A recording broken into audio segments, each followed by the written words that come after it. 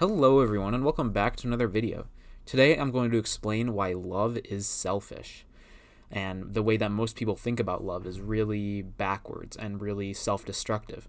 I think this is especially true in my life with my understanding of what love is and what I used to think love is back when I was religious. I thought that love was essentially the key to happiness. But love, my conception of love was entirely warped. I viewed love as this sort of elimination of self, kind of. This sort of, you sacrifice yourself to another person, give your entire self to another person. And this is extremely backwards. This is not how you achieve actual love. This is not how you become happy with regards to love.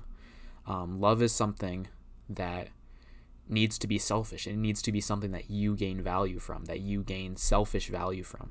Otherwise, there's no point of engaging in love. There's no point of engaging in any sort of relationship that doesn't benefit yourself primarily. Because if it's not benefiting you, what is it doing? It's hurting you. It's making your life worse. And this is not what love ought to be.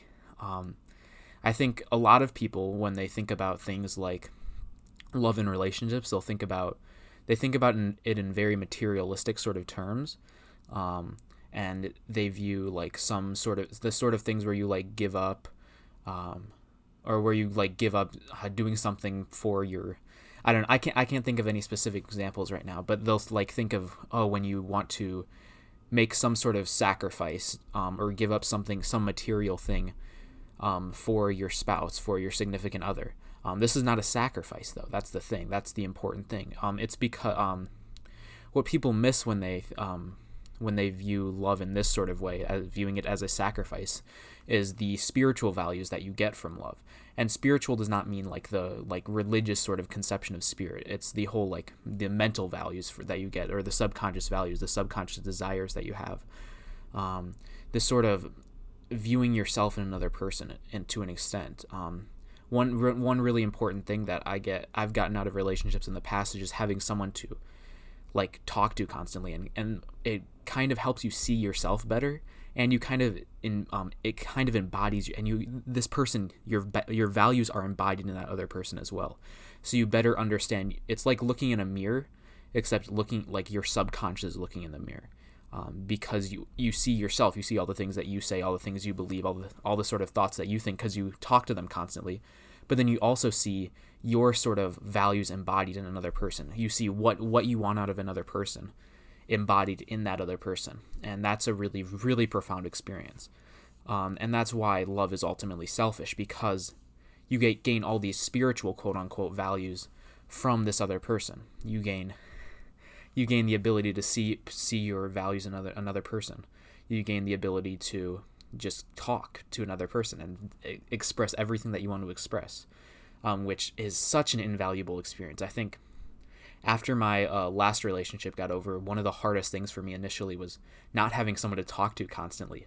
That was initially like really difficult to get over.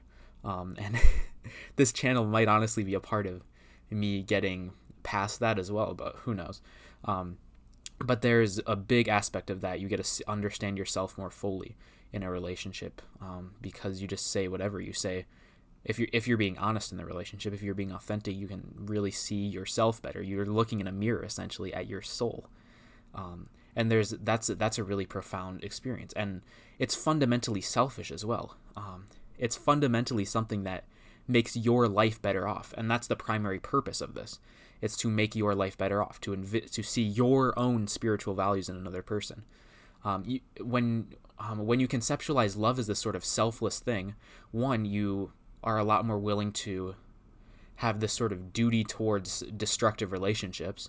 This is true with things like family, for example, or like old friends that you like, that all of a sudden that you used to be friends with, and that they started hurting you later on in your life. I mean, those are people that you need to abandon, along with your family, if they're not fulfilling their role in your life, if they're not being a good or not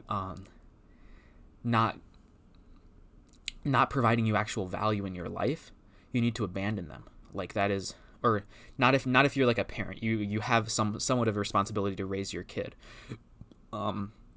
But like, let's say like your parents treat you like shit. You have no duty to still love them. And I guess with romantic relationships too. If someone is not treating you well, you need to get out as fast as you can. I think most people understand that. They understand that this is somewhat of a selfish thing, but people don't ever conceptualize it in those terms because they view selfishness as an immoral thing. No, selfishness is a virtue. If you want to live a happy, prosperous life, you need to think of yourself. You need to think of yourself primarily. That is how you live a happy life. And this whole misconception of love as being this sort of unconditional thing, it's extremely self-destructive, because you want to actually receive values from the people that you love. Because I mean, love is a big commitment. Love is a big thing. And if you're just giving that to anybody, that's going to be really destructive to you. And if you're giving it unconditionally without actually thinking about what selfish values this person provides me, you're going to live a very self-destructive life. You're not going to have actual fruitful relationships. You need to take out of other people what you can get out of them. And if someone's a generally good person, then you want to spend time with them. But you should never give your friendship, give your love to someone who is a essentially bad person. That's terrible. I mean, it's for one, it's injustice, and for two, I mean, more importantly, it's like you're hurting your own life. I guess this is sort of the principle of justice, that you treat other people how they deserve to be treated. You need to be able to judge people. You need to be able to ask or decide how this person is affecting my life, how this person would affect my life if I were in some sort of relationship with them. And after you do that, then you decide how to treat them based on that judgment. So don't be afraid to judge people. That's important as well. So with regards to relationships and any sort of love in general, it needs to primarily be selfish. It's not this sort of thing where you hollow yourself out for the other person, because then you lose yourself in the pursuit of love. You lose your own values in the pursuit of love. And what are you if you're not but your values? What are you pursuing in life if you don't have values? If you give up all of your values for love, then I mean, love isn't really this sort of fulfilling thing anymore. It's this thing that turns you into nothing. I think it was it Emerson? Self-Reliance by, I think it's Emerson, but there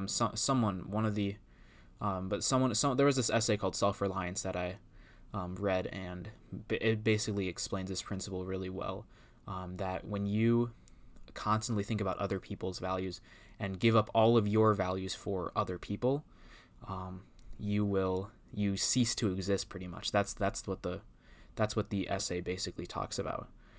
And that's a really profound essay. I guess initially what opened me up to selfishness and individualism, because I've read that and realized how true it is. And from there, I mean, that led me to be more open to the Fountainhead when I discovered that. But yeah, ultimately, I mean, just to summarize, love is selfish. You want to achieve actual values from love. It can't be some valueless thing where you're sacrificing because you're not going to be fulfilled doing that. And ultimately, you want to be fulfilled. So yeah, I think that's all I have to say for today. Thank you all for watching, and I hope to see you all in the next video. Peace.